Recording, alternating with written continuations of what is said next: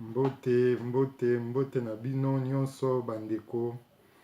Ezali ngai Ricky Ndombele, molobeli toujours ya mboka pe mobundeli ya mboka. Ngai lelo na ye kolobela makambo etali mboka po mboka ezotambola malamu te. Mboka toujours ezali mabe, mboka ezali mabe.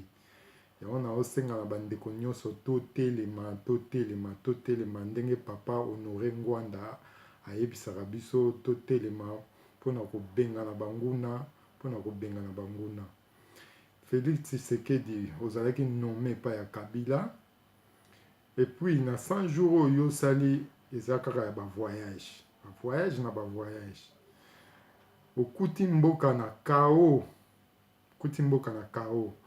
Et puis olingo tokela tata na o mausolée o dépenser plus de 10 millions mbongo ya kesi ya l'État. Olekuto tonga bopito, olekuto tonga école, yo olingo salela tata na o dépense ya plus de 10 millions na mausolée. En tout cas ngai en tant que peuple congolais na sepeli na likambo wana te.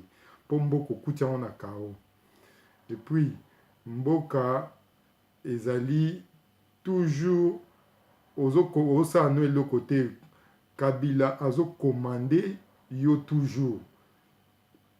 Yo ozosala eloko moko te. Commandement eza toujours na Kabila na ekiri na ye ya PPRD.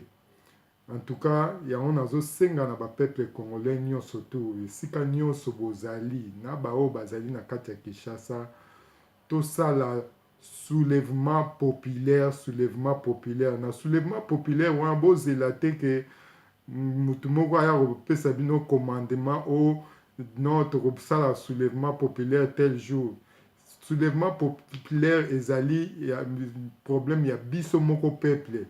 Ndenge tozomona mboka ezotambola bien te, mboka eza mabe, mboka na biso ezali envahi par les Rwandais Tutsi bazosala mabe na bandeko na biso baza na kati ya mboka.